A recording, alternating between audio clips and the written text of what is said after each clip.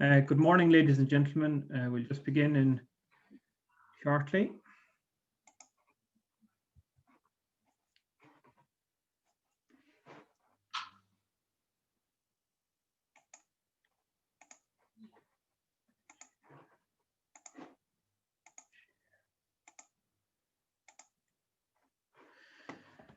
Good morning, ladies and gentlemen. You're all very welcome to webinar 12 in the Irish Bioenergy Association webinar series 2020.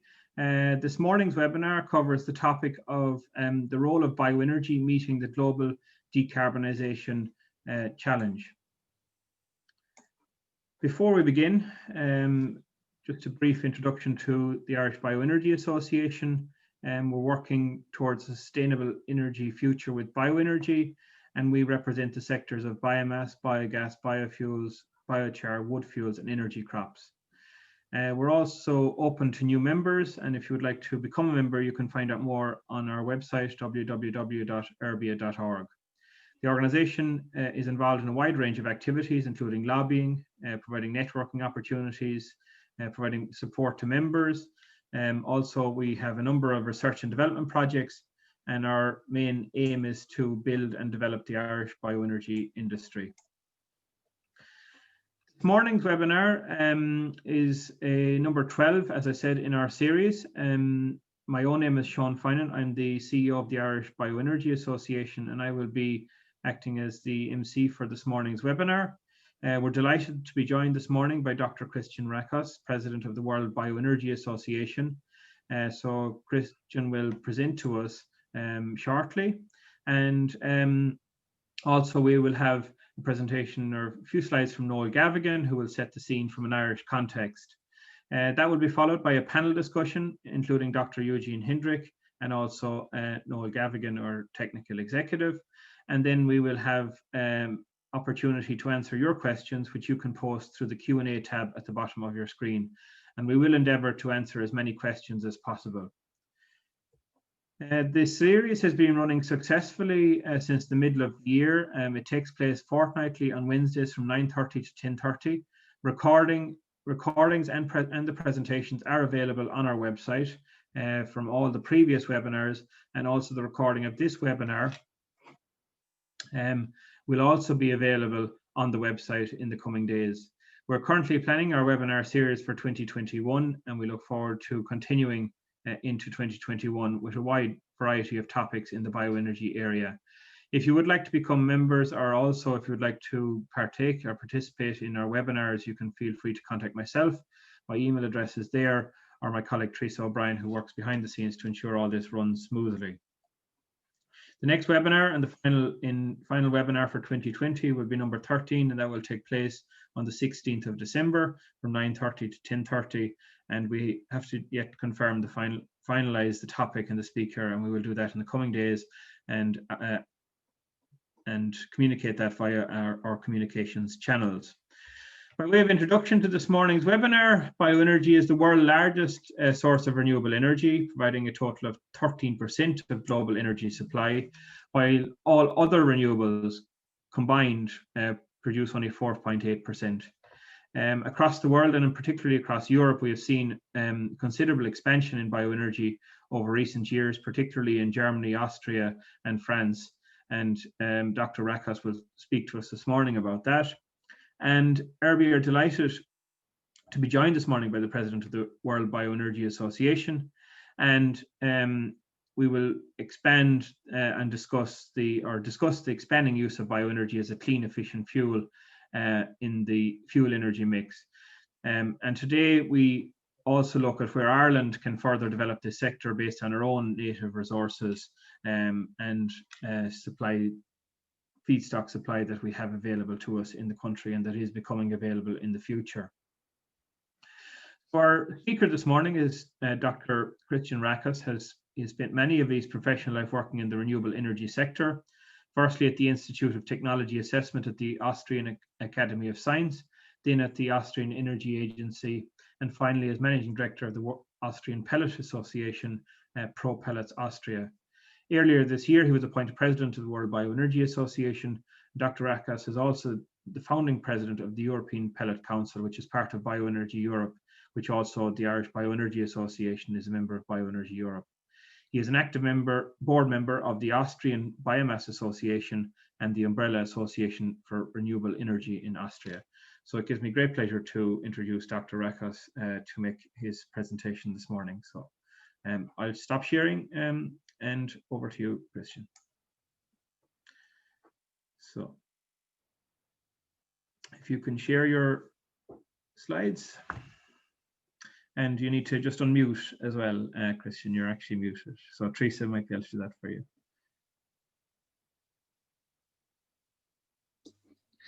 Okay. Now we can hear you. You're actually muted again, sorry.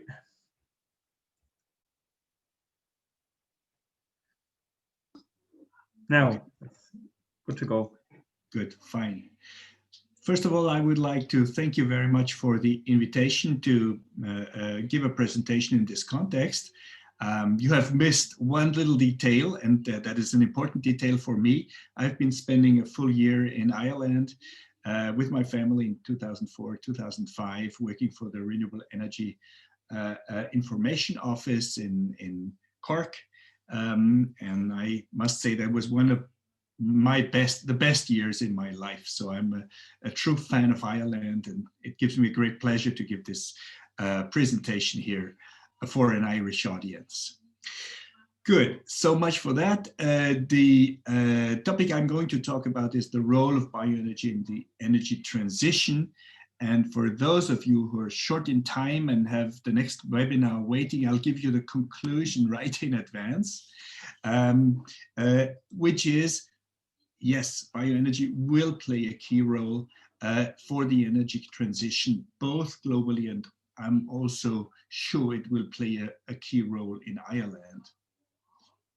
And with that having said, let's go into the details. Why do I believe this is the case? To start with, I'll do a little bit of promotion for the World Bioenergy Association. Much of the data that I'm going to show you are coming from the Global Bioenergy Statistics 2020, which will be published next week. So this is brand new stuff. We are publishing this Global Bioenergy Statistics, which you can download from our website annually. We're a globally operating interest organization. We have members on all continents, and the purpose of our organization is to promote mutual learning, to promote the use of bioenergy in a multilateral political context. So we are always present at the conference of parties dealing with climate change and measures against climate change and a number of other international political arenas. So that's for the World Bioenergy Association and the statistical background of what I'm going to talk with you. And that is, first of all, the context, the global context of energy economy. The total primary energy supply globally is currently fundamentally based on fossil fuels. As you can see here, renewables are still a minority program with 14% in global primary energy supply. If we would look at final energy supply, so energy supply that does not include the losses in transformation of energy, mainly into electricity, renewables would be covering 18%. So we're still very far from our goal to completely decarbonize the energy system in 2050. If we look at the contribution of renewables, it is quite obvious how important bioenergy is. It's almost 70% of the entire supply of renewable energy in the world, followed by hydropower with 18%. Wind, solar are growing rapidly indeed, but they're still, even though they have been growing rapidly till now, they are fairly small compared to bioenergy. So bioenergy is playing a huge role globally and also in Europe. So the picture isn't so different. In Europe, we have a share of about close to 20% of renewable energy, and more than half of that, about 60% of that is again bioenergy. So you may ask, why is the role of bioenergy so important? And I think there are a number of factors that play a role. One is that there is a very large potential. Another is it is very versatile. There you can get solid fuels, liquid fuel, gaseous fuels with bioenergy.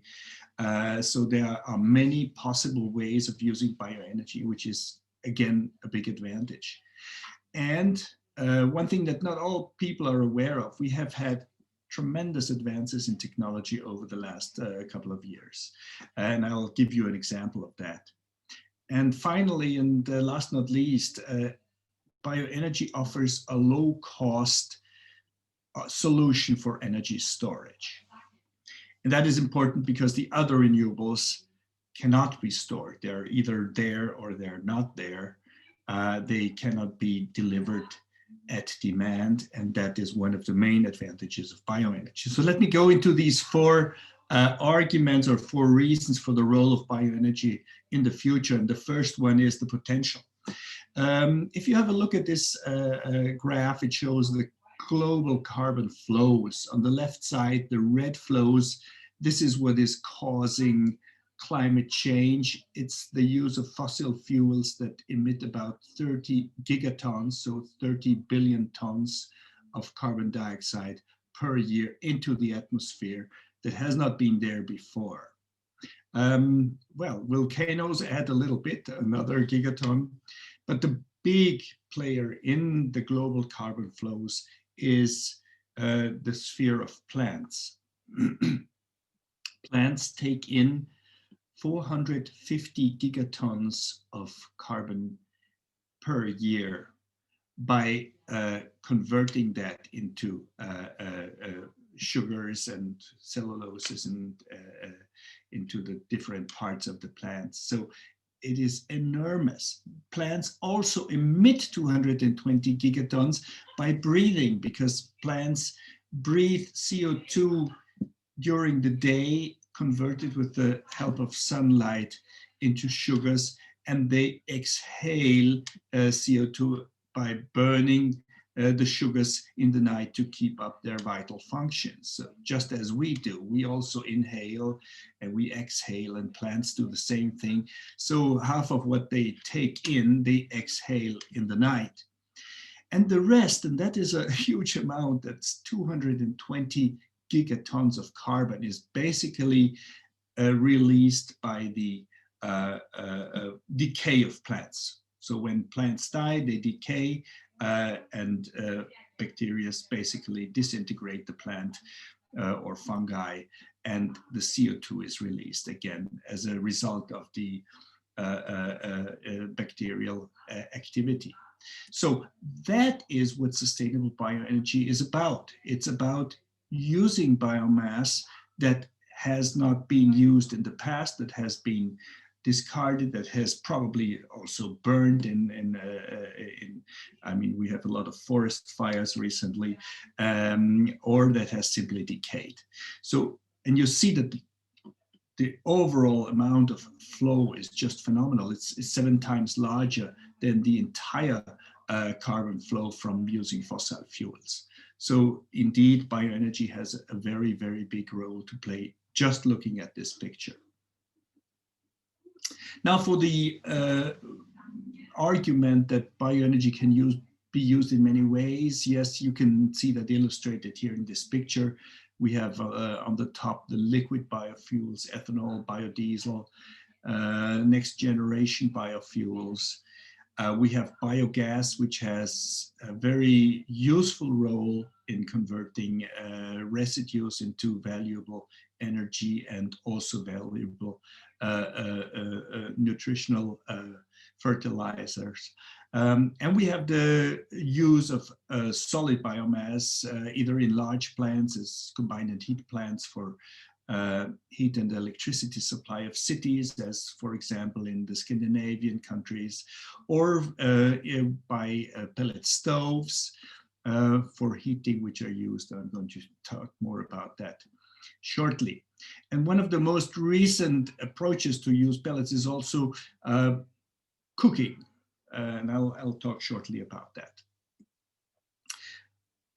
Next argument, biomass is a very cost-effective storage of solar energy. If you compare the famous Tesla wall that was raising so much attention, the Tesla Powerwall can store 6.5 kilowatt hours of energy, and I think that the price that was mentioned to be 3,000 euros, something like that.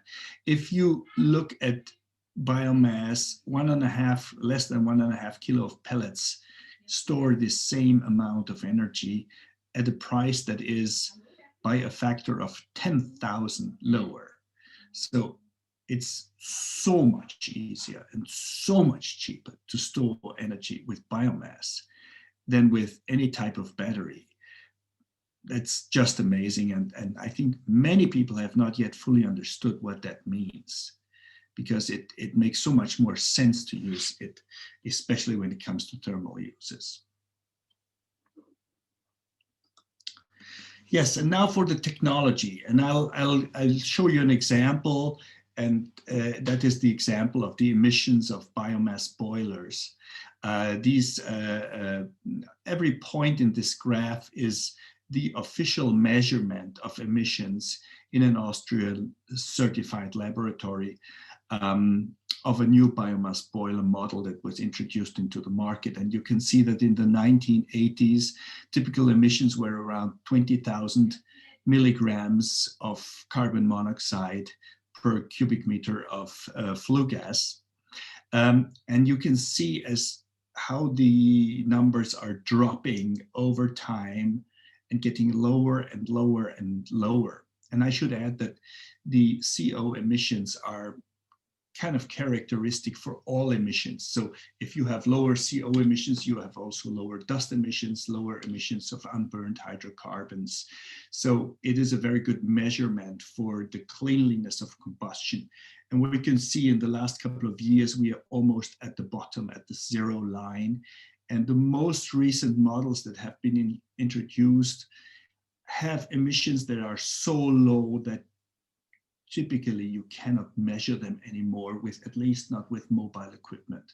So it's virtually zero emission technology that we have now for burning biomass, especially when we're talking about pellets, which are a refined fuel, which has very clearly defined properties. You can burn them virtually without any emissions.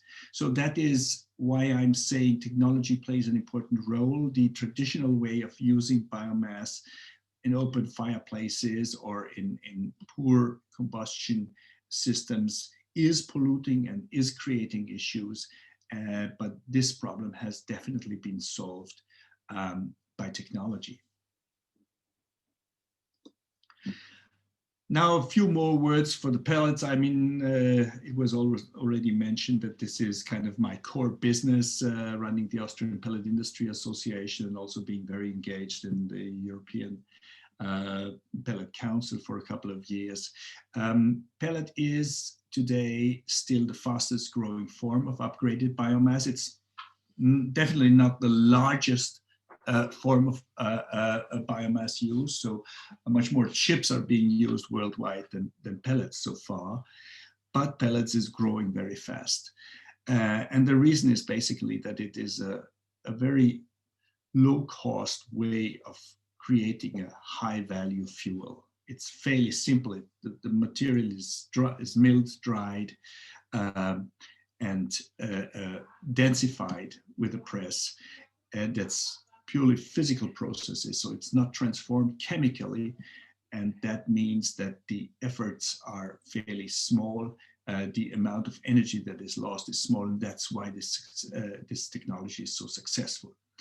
I should say that this graph does not include pellet production in China, and that would add a big chunk on top of this chart. So China today is producing something between 10 and 20 million tons of pellets with a very steep growing curve.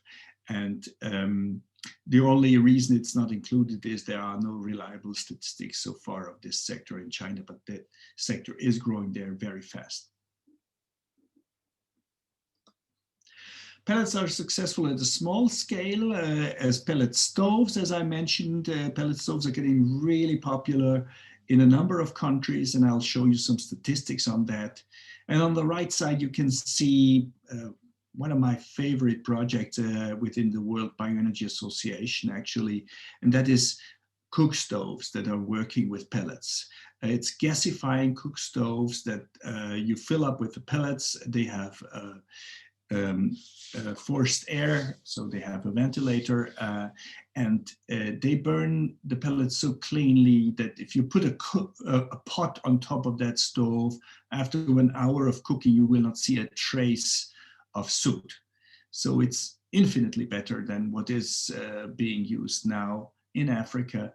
And WBA is now very active in promoting the use of pellets, particularly pellets from agricultural residues, to be used as cooking fuel to replace charcoal, which is polluting and which is actually rapidly leading to the decline of forests in Africa.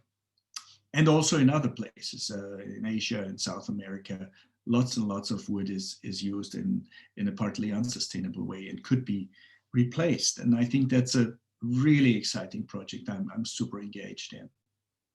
Yes, pellets stove sales in the 3 most successful markets. This is statistics from Bioenergy Europe, also recently published the European pellet statistics, also a very valuable resource for those of you who want to know more about what is going on in the world of pellets.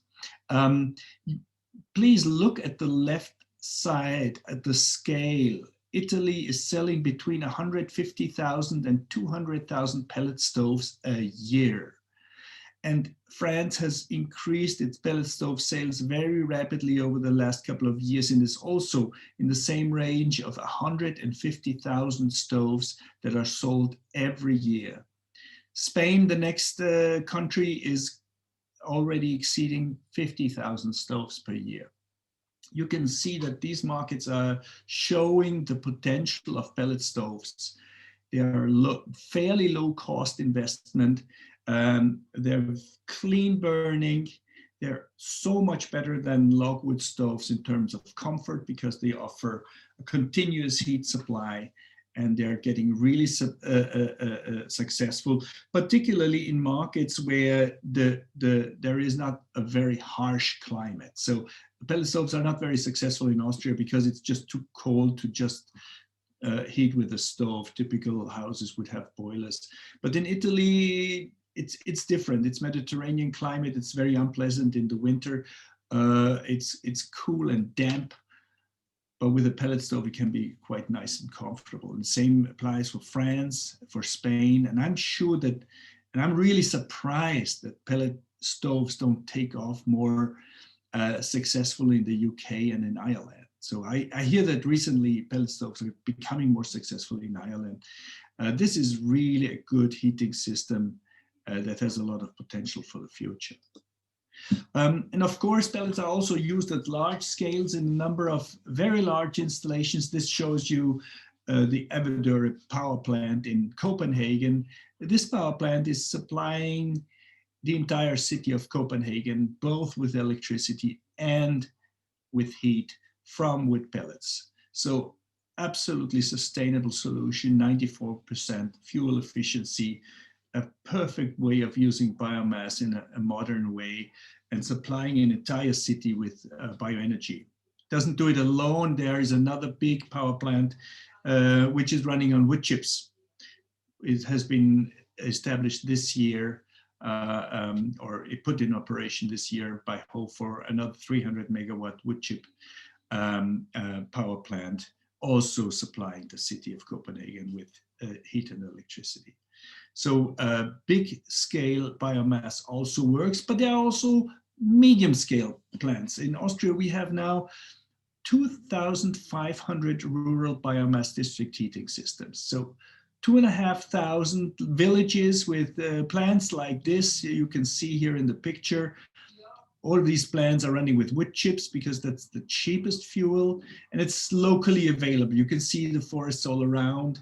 There are so many trees that can't be used for anything else than for energy, because they're too thin, because they're damaged, because it's the tops of trees that cannot be used in the sawmill.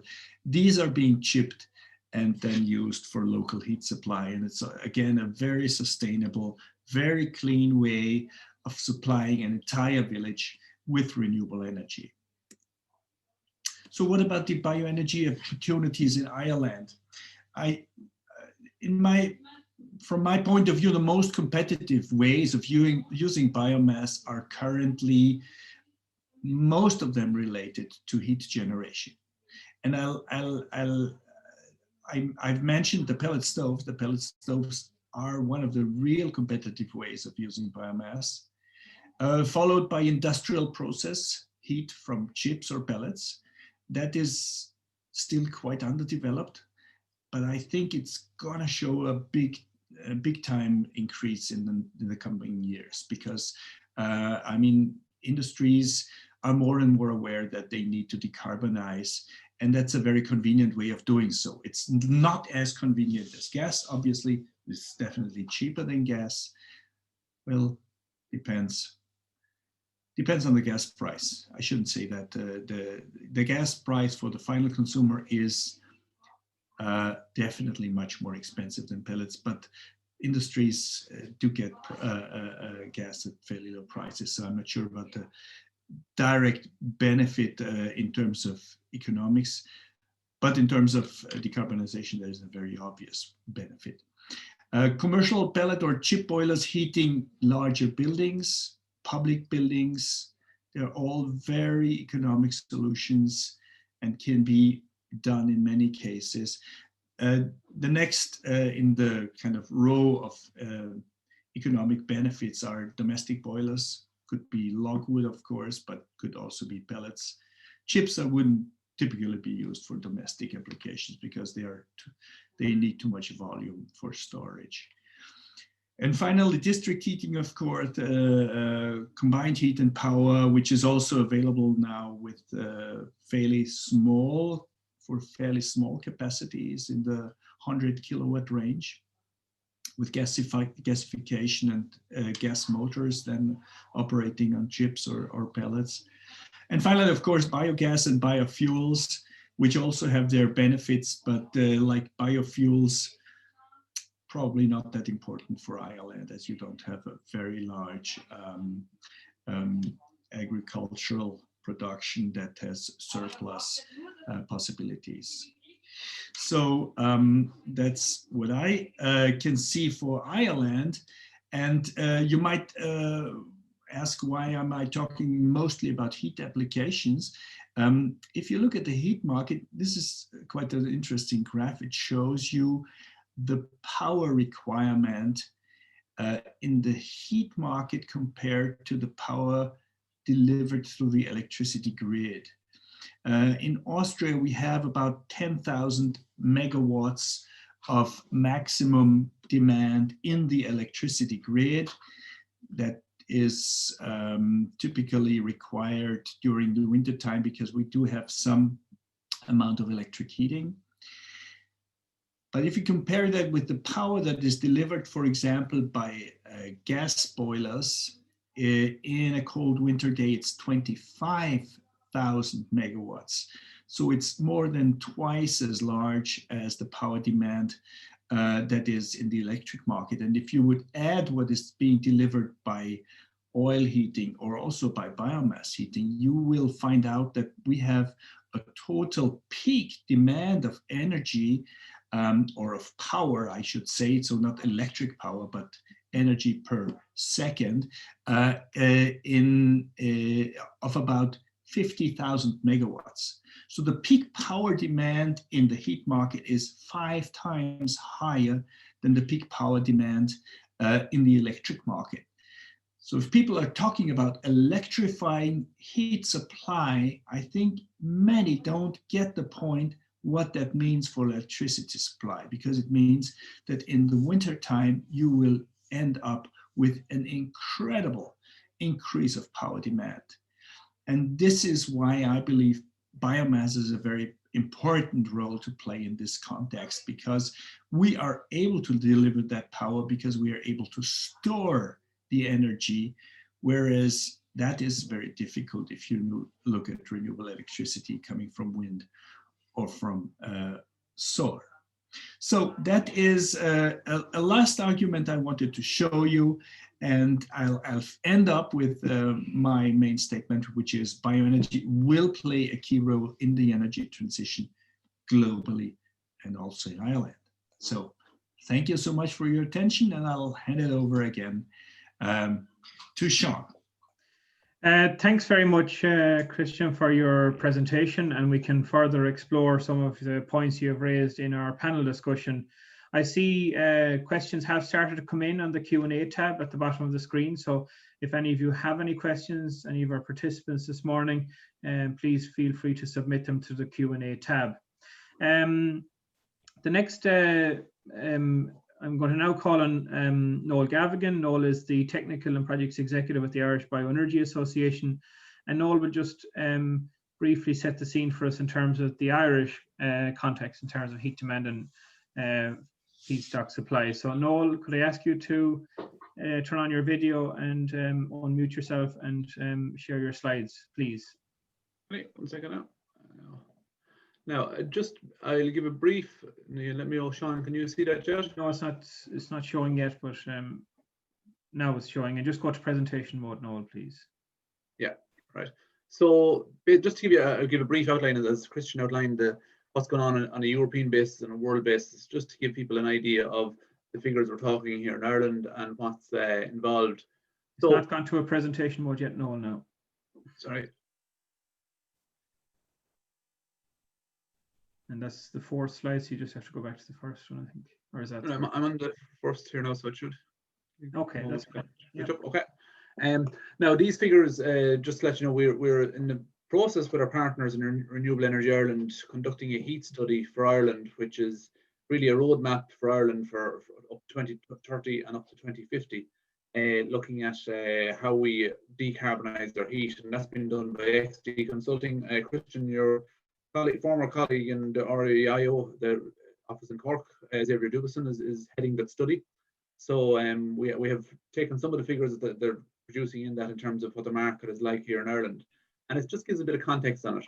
So it's broken down into 3 main areas. One is the sectors. So as you can see there, the industrial sector is approximately just shy of 40% of all heat used in Ireland. Residential is at 44%, so almost half of our heat is going into residential sector, heating our homes. And then tertiary, so you're looking at small businesses, administration, government, all that, those sort of government bodies. That brings up to the remainder of the 100%, the 18% that's left over. So that gives you some idea. Obviously, industrial will be slightly different uses when we go down through that in a second. Locations, there's a breakdown there in urban, rural and suburban. As you can see, it's 20% for urban, 40 for rural, and then another 40 for suburban. But the big factor in the differences in how we use our heat is the temperature profile. And XD have done some great work on this to try and determine what the different profiles are. And it's very important to know how it works out. So if you look at the different temperature grades, from low temperature, which would be heat pump ready house in your high insulated house, underfloor heating predominantly, is about 15% of the heat demand is in that. Medium temperature, which would be slightly better in terms of your building stock, that you can heat with water under 60 degrees, would be another 31% of our heat, so a big portion of our heat there. Another 30% is from our 60 to 100 degrees Celsius, so that's predominantly buildings working with older that wouldn't be as well insulated and are using older type systems to heat RADs, where you do need a high temperature in circulation. And then your high grade and furnace grade heat really are those industrial sectors that for process heat, they're looking at temperatures for up to 400 degrees and above 400 degrees. So everything from cement, lime, all of those industries will be in the very high grade temperatures, then into different processes that right throughout industry. So within that, it breaks down. The heat pump obviously is very versatile in terms of the lower grade heat, but as you can see, it's restricted to about 45% of the market. there's a lot of it that is not going to be able to cater for. Your biogas and your biomethane will be able to cater for the full gauntlet right across the heating profiles. And as Christian pointed out, the fact that it's a stored energy source means it can be called on demand, and which is obviously is of huge advantage. The second slide, just to run through, which is very quickly, is our resources here in Ireland in terms of biomass. What we have is, I have 4 lines on the graph here. The first one really to look at is the orange one, which is the forestry byproduct. Now, this is after the sawmills have taken out what they need. This is all the pulpwood, the tinnings out of the forest, tops, and sawmill byproduct. So the things that can't be made into lumber. We're looking at a range by 2030 that will go up to, this is all measured in petajoules, so about 22 petajoules by 2030. To give you an idea of what that means, the overall heat market in Ireland is about 200 petajoules. So if you take this 20 line at 20 petajoules, is approximately 10% of the Irish heating market. So based on that, it gives you an idea of how much biomass can provide. So our current forestry resource, taking out those materials, you can see it ranging up, getting close to 30 petajoules by 2035, and rolling on at that level from there on. We haven't really included the full inclusion of brash in that, so there could be additional in that. The other 2 factors we have looked at here is, now, I suppose the factor on forestry is, these are trees in the ground. This is planted, this is growing, and we can identify that stock, and it is there and ready to be used as time rolls on. The other 2, which you see down the bottom, are needing, every time I try and pick this, is moving on screen.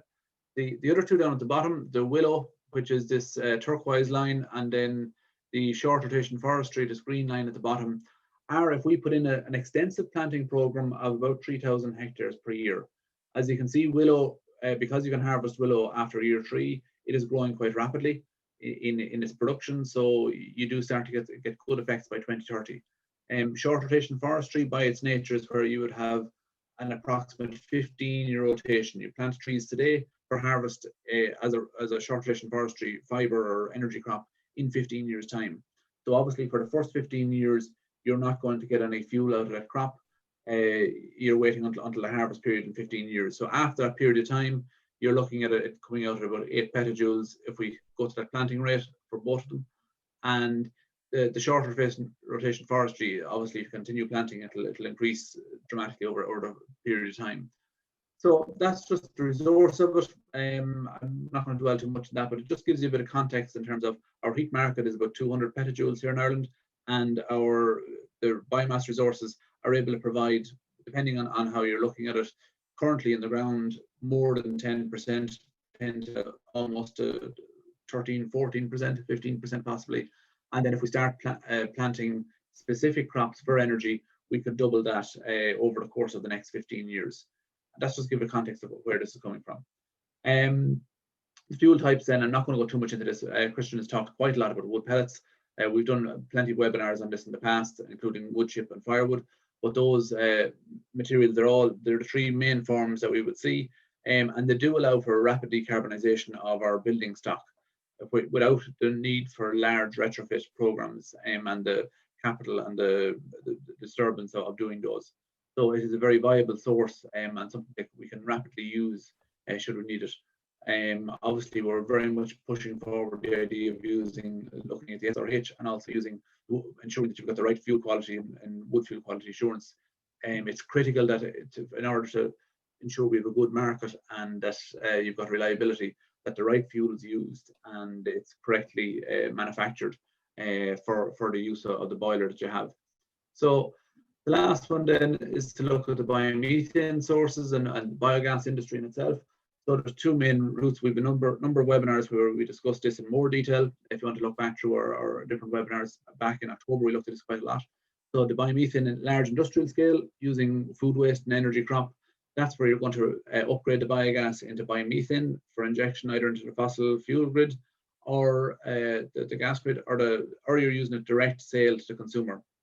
That biomethane can then be used for heating, for electricity, or for vehicle fuel. And there's a huge area that we do need to look at in terms of vehicle fuel and our heavy goods vehicles. Decarbonising them is quite a challenge. Whereas biomethane is something you can go out and buy gas burning trucks as of today. Like they're on the shelf and have been for the last couple of years. They're very available. There are some on our roads already. So you can decarbonize our heavy goods vehicles very quickly with the use of biomethane. The other project we're looking at is farm scale biogas, and then that's using the on-site feedstocks of animal wastes, surplus crops, and using that to meet the on-site demands of heating, electricity, and possibly vehicles, but that's a little bit further down the track. But definitely in terms of on-site heating for your poultry, for your pig sector, electricity, if you're looking at your dairy sector, there's a huge area there that we can do a lot of work on. We have a specific program on that, the EAP Farm Biogas program, where we are looking at that. If you want to look at the website for that or get involved, that is a project that we're pushing forward and will be for the next couple of years. And we've got some quite interesting results on that so far. So that's it, Sean, really. I suppose I want to dwell too much on that. If there's any questions on it, we'll happily address them. Thanks very much, Noel, for your slides. So if I could ask Christian and also Eugene just to turn on your cameras. If I could go to you first, Eugene, and thanks very much for joining us this morning. Can you maybe just give us your own insights and comments just to start the discussion on what you've heard from Christian and also from Noel in terms of the potential which exists here in Ireland? Yeah, thanks very much, Sean, and thanks, Christian and Noel, for their very interesting presentations. I think there's no question about it. To meet the decarbonisation challenge that Ireland and other countries face in Europe and indeed at a global scale, we need to marshal all the technologies that are out there, which includes, wind power, solar, and biomass. And as Christian has very nicely pointed out, biomass has advanced. The technologies for using biomass, the efficiencies of using biomass, the emission factors in terms of particulates and carbon monoxide have vastly changed. It's a totally different sector than what it was 20 years ago, 25 years ago. So there's potential there. Noel has illustrated to you the actual amounts. I'm coming from a forestry background, and there is unquestionably a large increase going to come in the supply side, over the next decade. At the moment, we're harvesting around about 4 million cubic meters of wood, and that has the potential to double actually out to 2035 on foot of the large-scale afforestation programs we've had over the last couple of decades. So there's huge potential there, and biomass, modern biomass, can make a significant potential, as Noel has indicated, to the overall heat demand, and particularly the heat sector. And we're particularly interested in a number of areas in terms of the Wood Fuel Quality Assurance Scheme in Erbia. One of them is the whole residential sector. We feel there's good potential there for a proportion of some of the homes that Noel has indicated to you that could be converted, relatively at reasonable cost to modern bioenergy, for example, wood pellets, or even well dried, processed firewood in modern stoves.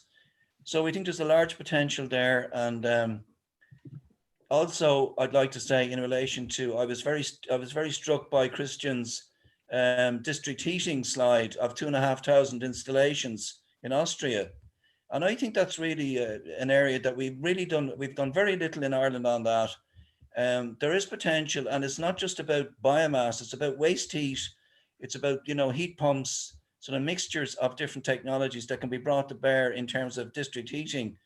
And I think there's potential there in reasonably large provincial towns, as well as in the big cities like Dublin, Cork, Limerick, and Galway, etc. So I think that's another area we should seriously look at if we want to really get movement in relation to decarbonisation of heat. So that's really all I had wanted to say at the moment. And thanks, Sean, for the opportunity. No bother, and thanks very much, Eugene. And I forgot to say in your introduction that you're chair of the Wood Fuel Quality Assurance Scheme within Erbia. So maybe we can come back to maybe just give an outline of that to our attendees and where the program is going at the end. I would encourage you all our participants this morning to send forward your questions. We have a number of questions which have come in, and we'll get to them in a minute. and to continue to post your questions through the Q&A tab. Over to you, Christian, just to follow up on a couple of the points that Eugene made, and I think you have made the points yourself, but could you just give us a little more detail about the 2,500 district heating installations in Austria? What size are they? What type of and just maybe give us some of give us more detail and how they're contributing to the overall decarbonisation of heat at in your country. Yes, I'm happy to do that. If you look at them, they are of various size. So some of them are just linking up 2 or 3 large buildings, the school, the church, and the hospital, or something like that. Some of them are actually supplying the entire village. So consequently, they could range from a few hundred kilowatts to up to 10 megawatts of installed capacity. With, I think, the largest number being in the 1 to 2 megawatt range. So yes, linking up maybe 20, 50 houses or something like that. That would be a typical size. All of them are, as I mentioned, operated with chips which are produced in the vicinity of the plant, typically. Some of them use, of course, also sawmill residues, bark that has not been used in the sawmill, or chips from the sawmill. They are typically operated by farmers that are interested in selling their low-grade wood. So they just from selling wood, they kind of upgrade it to supplying heat delivery services. They are the owners of the heating plant, and that kind of gives them a value added. And they're handsome guys. They know how to operate machinery. They're not afraid of touching something technical. So if something breaks or something goes wrong, they know how to fix it. And that's one of the advantages of these rural district heating schemes, that they really work, and that there is also, that was one of the success factors. It was really a bottom-up movement where the people in the villages got together and said, hey, the neighboring village is doing that. Why don't we do that? That would improve our living standard, and it would improve our local economy. And that was one of the drivers, really.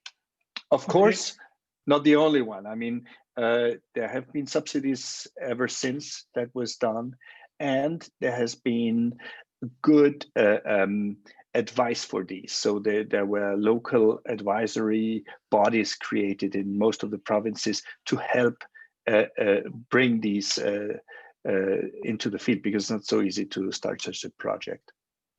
Okay, and just a couple of questions are coming in here on the whole district heating area, and a question from Irvin about, is there a value in looking at using community heating arrangements in new housing estates? So is there, in any of the 2,500 schemes in Austria, are they, any of them within for housing estates where you have a collection of 10, 20, 30, 40 houses maybe? Absolutely. The only issue is that modern houses are using less and less energy. So you tend to get I don't know what the building regulations are in Ireland. They used to be rather weak as far as I can recall, but that maybe has changed. So as you make building regulations more strict in terms of thermal protection, you get very little heat sales into new housing estates. And that can be an issue if the houses are not built fairly close together. Okay. Yeah, and the building regulations have moved on, I suppose, over the last number of years, and have become more stringent in terms of the requirements on developers. Maybe going back to some of the questions, and one from Xavier, and we referenced the work that Xavier is doing through the Renewable Heat Plan, but just he notes here that Christian, you might remember they kick-started a pellet stove market in Ireland around 2004, 2005. and this proceeded to crash a few years later, largely due to poor experience by householders in terms of fuel, maintenance, and general reliability of the appliances. How do we recover from that and regenerate a market here, in your opinion? Yes, I recall that very much. Xavier was a good friend at the REIO, and we were promoting the use of pellets. At that time, I mean, there was a very shortly after that we were doing this promotion. There was a subsidy program by the government that was kind of creating something like a gold rush. So some companies came up with a fairly cheap product of very low quality, and if and you could get your pellet boiler for almost no money because the subsidy would cover more than 90% of the costs. So there was this rush for these products, but the product was not proven. It didn't work properly. There were safety issues. Houses were burning down, and it just destroyed the reputation of the industry. So if you run a subsidy program, it's very good. And we did that in Austria. It's very good to link it to quality requirements. So you only subsidize products that have a proven quality, that have very low emissions, very high efficiency standards. And then you also have happy clients. And these clients then, spread the word of mouth that this is good. But if the question is how to restart it, I think key is a part of looking at the quality is communication. Unless there are enough resources available for communication, and that I think must come from the government, because the industry is too small to do that amount of communication. You will say very slow dissemination because nobody knows about it. Nobody is confident that it works. So that is one thing that is now more needed than anything else. That's promotion. Okay, Eugene, would you like to comment on that particular point that's been made by Christian there, in terms of what's required to maybe support some of these systems at a domestic level? Yeah, I do think there's need for more communication and promotion, either by by associations or through local authorities or even from central government. I would just say the eco-design regulation that's coming in now for stoves is really a game changer in terms of stove design and emissions. And I think that will have a big impact on the market, I think, really, because that gives a high level of assurance in relation to certainly in relation to the emission side. I think Airbnb has done some work in relation to registration of installers, but probably mainly for larger installations, larger biomass installations, but there's probably some more work that could be done there. It's not all bad news.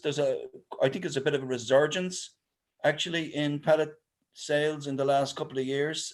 I know anecdotally, I don't have any data, but certainly from speaking to people, I think the last couple of years has been quite an uptake actually in the sale of stoves. So I think it's, and I'd agree, it needs promotion, it needs education, and that they're important.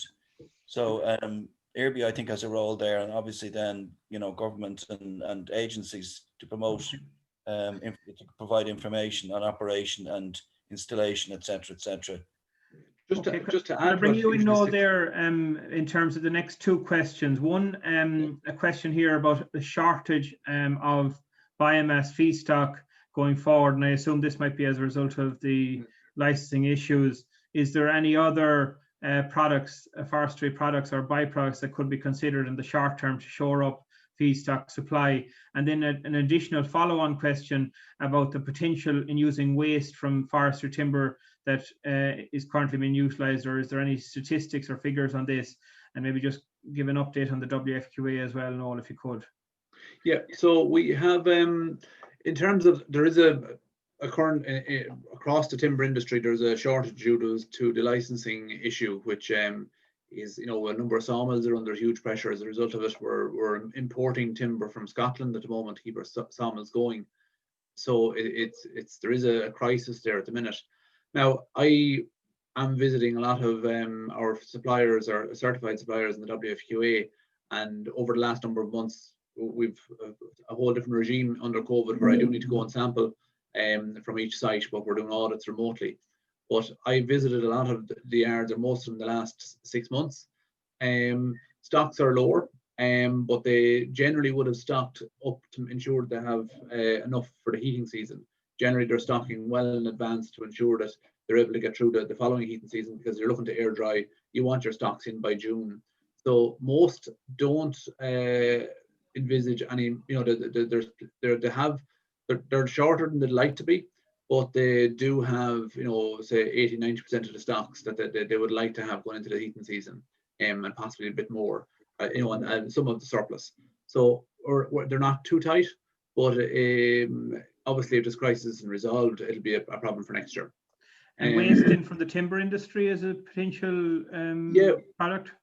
Again, go back to that slide where I showed the different figures. That's based on all the different byproducts. We're looking purely at the byproducts in those stats. We're not looking at timber that the sawmill wants to use. We're looking at everything from your tinnings from the forest, your pulpwood from the forest that isn't usable by the sawmill. We're looking at the sawdust usually going into pellet from the sawmill itself.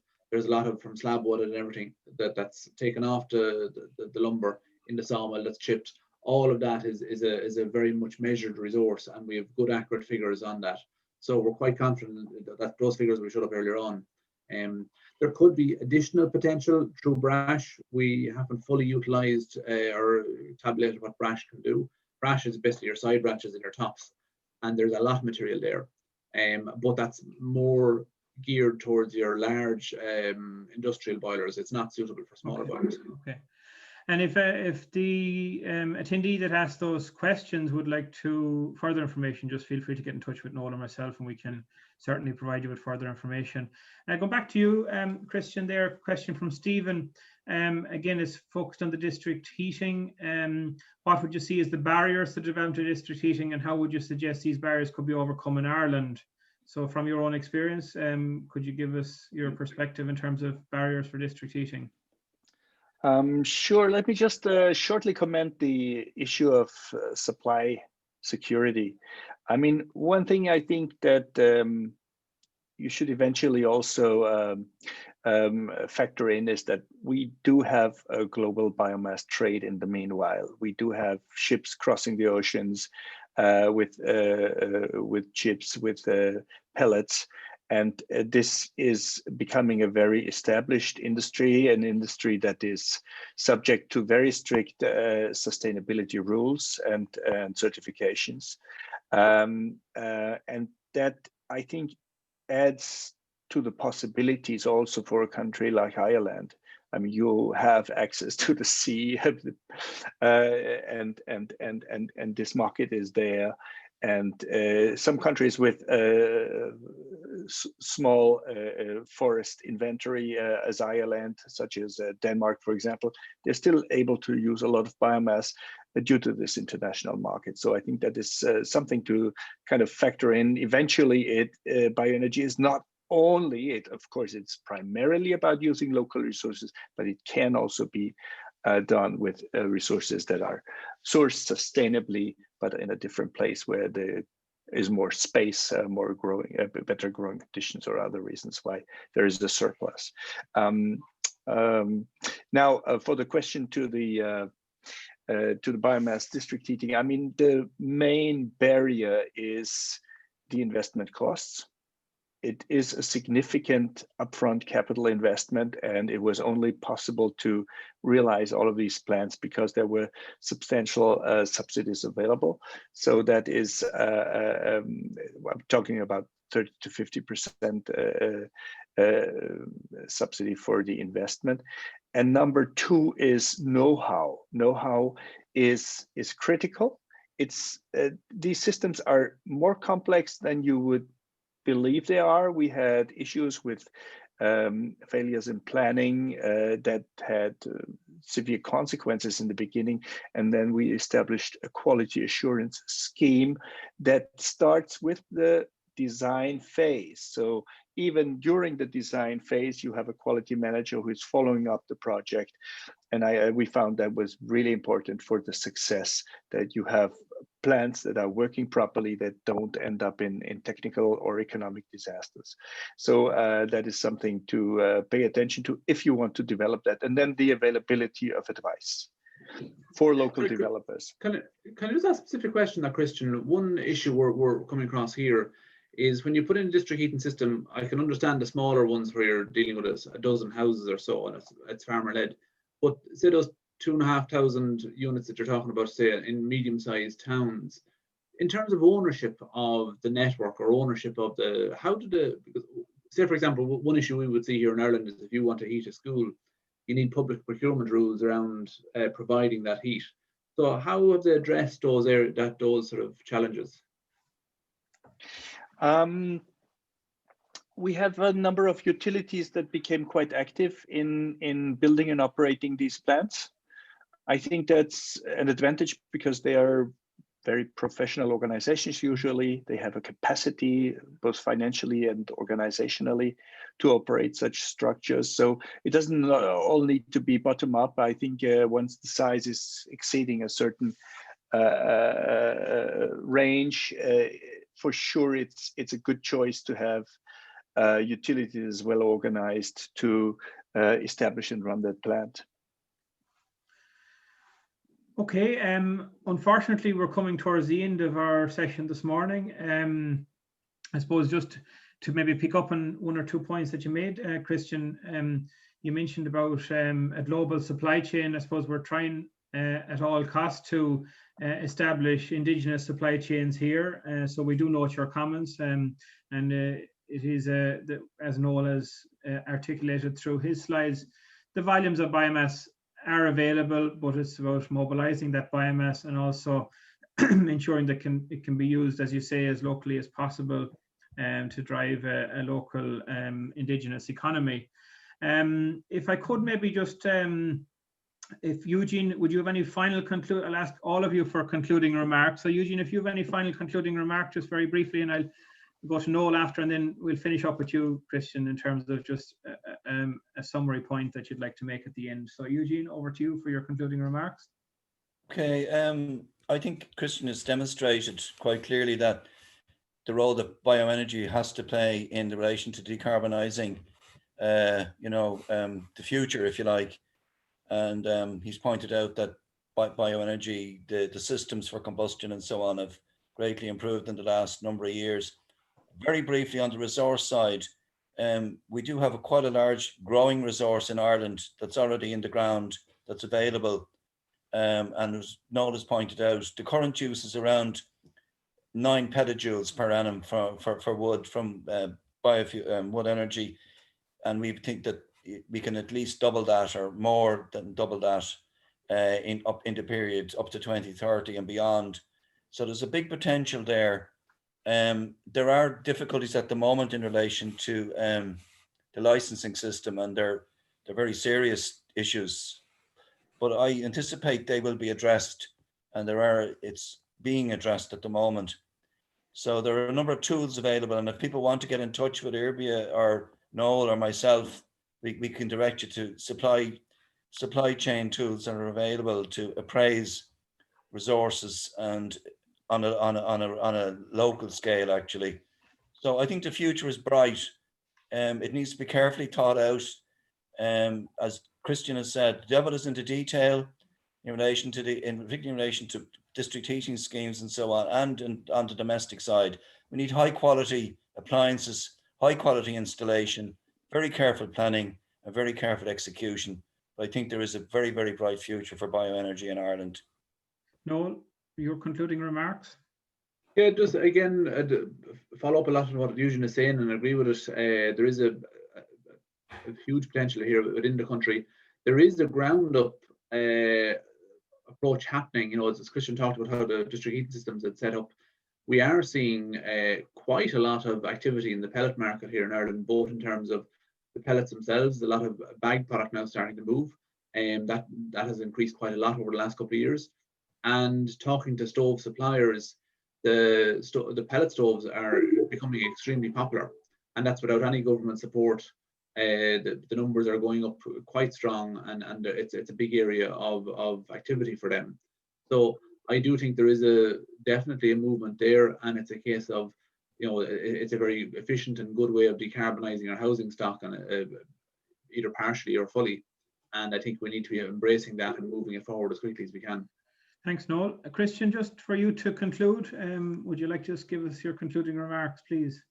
Sure. I think engaging in a progressive implementation of bioenergy can be facilitated by learning from each other, and by using international relationships to befriended organizations such as WBA or other national associations, in sharing information, sharing experiences to kind of overcome issues that are there with every new technology that is being introduced. So I think I'll just promote international cooperation and joint learning as an important precondition for successfully developing bioenergy. Okay, I think that's a very good point to finish up on, and it's one certainly which we as an organisation are trying to contribute to and help in Ireland through the association, and certainly also working with our European counterparts, and indeed yourself now in the World Bioenergy Association as well. So at that, I'd like to thank all our participants this morning that have, our attendees this morning. I'd like to thank Eugene, I'd like to thank Noel, and I'd like to especially thank Christian for your attendance and presentation. And I'd like to also acknowledge Teresa O'Brien, who's the RBA Communications Manager, for all your hard work behind the scenes to make this all possible. And thanks for your help, Teresa, in running this webinar this morning. So with that, we will conclude. We've gone slightly over time this morning. We apologize for that, but we look forward to welcoming you back for our next webinar in 2 weeks' time. So thanks, everyone, and we'll talk to you all again soon. Thank you. Bye-bye. Goodbye. Bye-bye.